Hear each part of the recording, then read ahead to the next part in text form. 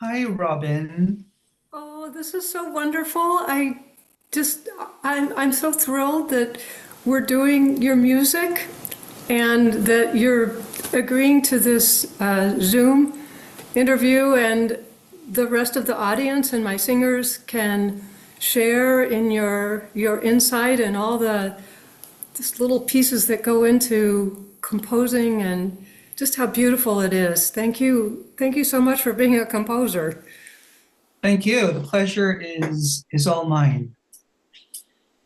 Well, I'll start out with our questions.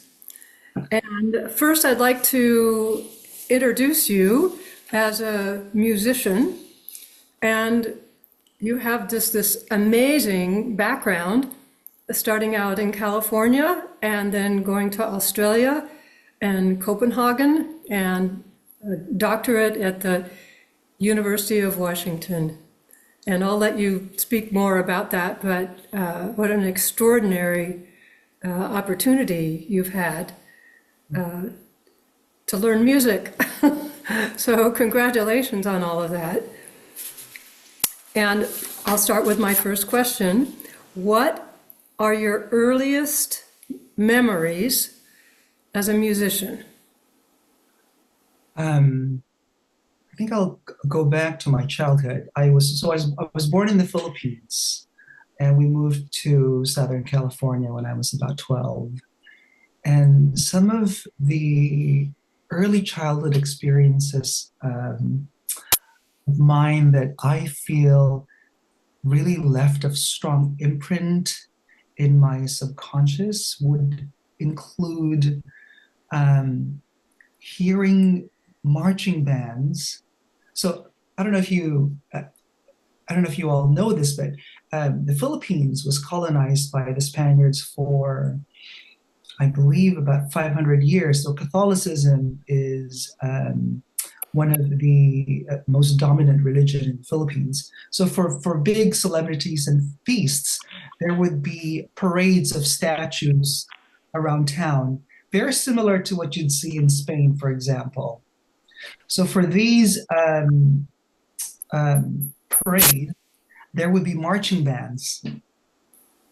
And so as a little boy, I would be so um, really hypnotized by by these sounds and hearing the chords, the harmonic structure, to the point where I literally couldn't contain my excitement. It stirs something up in within me, and just moved me so much happiness and joy as a kid, as a child. So that would be one earliest memory of music. Another is my dad singing. My dad never trained, didn't go to any music conservatories. He's an accountant, but I have these fond memories of him singing with his guitar and the softness of that tenor voice of his. And along with that would also be my grandmother's singing. My grandmother never trained as a singer, but she had this very natural, high soprano classical voice. So she would sing to me, and we would end up singing together. Um, and I think another one, as I reflect on this question, would be hearing classical music on the radio and beginning to wave my hands as if conducting because I was so moved by the music. Hmm, how beautiful. That's wonderful. And then would you speak to us about your really amazing education all over the world? Yeah, so I was very fortunate enough to have people who really believed in me as a kid. So before I got into California State University in Northridge, um, where that infamous earthquake, I think that was the epicenter in the early 90s. I had really wonderful mentors. Betty Colley would be one of them. She was my a piano teacher who paid for months and months of piano lessons on my behalf. And she was actually responsible for leading me to the piano teachers who prepared me for my auditions at California State University as a piano performance major. So I got into Cal State Northridge. It was a very intense months of really years, but really months leading up to that audition. Intense preparation, much like an athlete would, and spent the first 2 years as a piano performance major at Cal State Northridge, and then I switched to voice performance. And then I somehow was able to continue taking piano lessons, which I had heard later on after I had graduated that you're not supposed to do that because if you have one emphasis, if your emphasis is voice, you're only supposed to be having voice lessons. But something got lost in the paperwork with the admin. I was studying voice. I was as my major, but I was also still taking piano lessons and going to all of the keyboard classes that they offered at Season, such as sight reading. And then I also studied choral and orchestral conducting at California State University, which was a wealth of experience in many areas of my being as a musician, as a singer, as a keyboardist, as a conductor. And then there was a period of time after I graduated that I took a pause from studying and just worked as a liturgical musician for churches, playing piano and organ and accompanying, and then conducting church choirs. And then I felt the need to expand my my knowledge of music. So that's when I thought, well, if I'm going to do that, I want to do it overseas. And I applied for the Royal Academy of Music and decided that that was not the path for me because it's really expensive in London. So I was accepted at the Sydney Conservatorium of Music and studied composition there. And so, and I got into composition during my years at California State University, Northridge. Started writing on my own without any sort of guidance or training. So I had a portfolio during those years that I had composed. In fact, you all will hear One Breath in the concert, which was a piece that I sort of started working on before my my formal composition studies in Sydney. So while I was studying composition, I was also doing voice lessons and doing keyboard lessons. And I, of course, got involved in the choral department at the Sydney Conservatorium of Music and became assistant conductor for Dr. McEwen there, and worked with a lot of singers with my vocal compositions. After my little stint in Sydney, I came home for about 10 months and worked back to doing church music. And then I said, you know, I should do one more degree.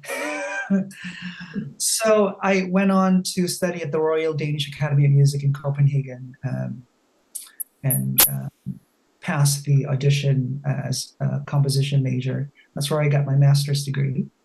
Oh, I forgot to mention. So my first degree from CSUN was a bachelor's degree. And then I took on another 4 years of a second bachelor's degree in composition in Sydney. And then in Denmark, in Copenhagen, I got a master's in composition, continued to study voice, continued to study conducting, because you can elect electives as part of your composition studies. And I've always wanted to continue that. I knew that that would come handy for me. And I love vocal pedagogy. And that's, I think, is an integral part of choral conducting and choral composition, to know how the voice functions. got my master's from the Royal Danish Academy of Music in Copenhagen. Both my time in Sydney and in Copenhagen are some of the most blissful, most exciting, most adventurous times in my life. And then I moved back. My niece, I was thinking of moving back. My niece got very sick with ALL, which is a form of cancer in the blood for um, for children. She was 2 years old, and I just had this profound calling to be closer to family because I had been living overseas for almost 10 years at the time. And so I applied for work for church, uh, got an offer here in Bellingham, Washington, where I'm currently living. I've been here since 2016, so 8 years and 4 months. And during my first year here, I thought, I should get a doctorate. I've gone this far, and I said, I studied voice, I've studied piano, I've studied composition. Said I really want to be a choral conductor, and I had been conducting anyway. So I applied at the University of Washington, and that's where I received my doctorate in choral conducting. So Wow. that's in a nutshell. I could tell you more about my time at these institutions, but I just feel so really so very blessed and so very grateful um, for having had the time and the support, community of support from friends and families and the people in these institutions that empowered my musical journey that is still continuing. Obviously, it's going to continue for the rest of my life. Wonderful, wonderful. And what inspires you to compose? So composing for me is um, the first time, the very first piece of music that I wrote was for my sister. It's a setting of Ave Maria. This was way before I studied composition. Um, I think life instances, life situations, the very things that I feel and think about profoundly. So the very first composition that I wrote was a setting of Ave Maria for soprano and piano, and it was written for my sister back in the early 2000s. She was 9 months pregnant, and I happened to be visiting my family at the time, and she was supposed to be giving birth a few days um, from the time I visited. What happened with her? She was 9 months pregnant, and the baby kept turning left. There's a medical term for it. I was asking uh, my doctor friend last night, actually, after our rehearsal, but there is a term for it when the baby keeps turning left.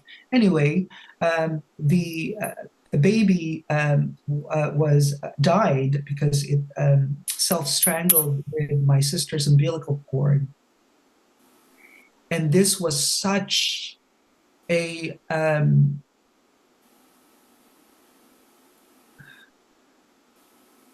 a profoundly striking moment in my sister's life. Of course, this was her first baby, and for me, it was my first time seeing that kind of pain and agony and suffering.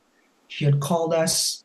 I went over there, and my sister was just um, in pieces.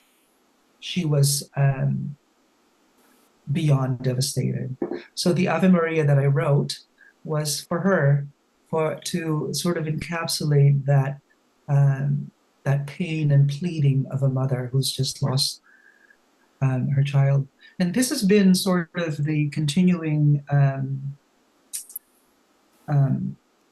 force in the way I compose, um, especially when it's frightening to compose, because I'm afraid I'm not going to say anything important, or I'm going to say something that's not authentic. or that's not in alignment with this intelligence. I call it divine intelligence or divine energy that flows, that I allow to flow through me. If I'm not, there's a moment of sort of feeling scared to start writing. So I just go back to that sense of awareness of what needs to be communicated through me, and then leading on life's most blissful moments and life's most tragic moments, and of course the ordinary times as well. I think there's a lot of information that's being given to us and conveyed to us that if we just have the awareness and the presence, some of those things can flow through the music. Wow. So you were starting to talk about the next idea about what is your compositional process?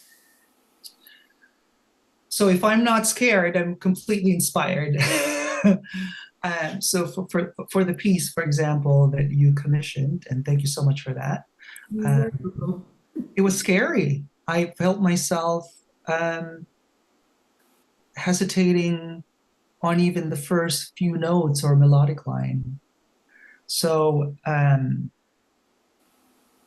I have found that if I don't resist the creative flow and trust the early stages of the process, then that energy can flow with such ease. It's almost like a conversation. So if I allow myself to be in a place of, it's not calm, but it's just presence and awareness, and actually listening to the ideas and the emotions that may come through, that that could be painted in the melodic lines or the harmonic texture or the accompaniment. Yeah. Well, that's so lovely. And I wanted to share with you that this happened maybe a year or so before the pandemic, and one of my students at the time wanted me to meet Liberta, and Liberta soprano Liberta Laurel, and we had tea and coffee one afternoon, and she shared your music with me. And oh my gosh, it was just fabulous to hear. And it was a wonderful gift that I was meeting Liberta and she was sharing your music, because I love to explore new musicians. And wow, it's you have your emotional impact and artistic impact, and all of that, the harmony, that it's very powerful. And so that was my connection and to you. So we have Liberta to thank. Yes. Yeah. Thank you, Liberta, if you ever see this video. Yeah, well, it's all her fault that we're having this concert, and we're premiering the piece that you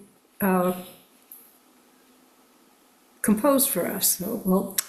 So this is really, I'm so excited to have you come for our concert November 3rd, and we're really, really looking forward to having you there. And another thrilling moment will be with you playing the piano and conducting the orchestra and having Liberta sing, now that I've learned that this piece was one of your earlier compositions. But our audience is in for quite quite an experience. It's a very beautiful piece. It's funny because that piece, I had been hearing the melodic lines before my composition studies, but just to clarify, I didn't actually write that piece until I was at the Conservatorium in Sydney. And I had been asked to, I have a friend who was going to the San Francisco Conservatory of Music at the time, and she had asked me to write a piece for her junior or senior recital. And we had a rehearsal that afternoon. And Robin, I had not written one note. And so she called me and said, "Oh, are we still on for the rehearsal?" And I said, "Yes, yes." I said, "I have the music." Nothing. I had nothing. So I sat on the piano because when I'm scared that happens, I'll put it off. I'll put it off. And then I said, "Well, you can't be scared now because you have a rehearsal this afternoon." So I wrote that piece that Liberta will sing one breath in one sitting. I think I wrote it in about 30 minutes because I still had to shower and get ready and drive to Los Angeles for the meeting. I was visiting family from Sydney at the time, and the rehearsal was in Los Angeles. So it's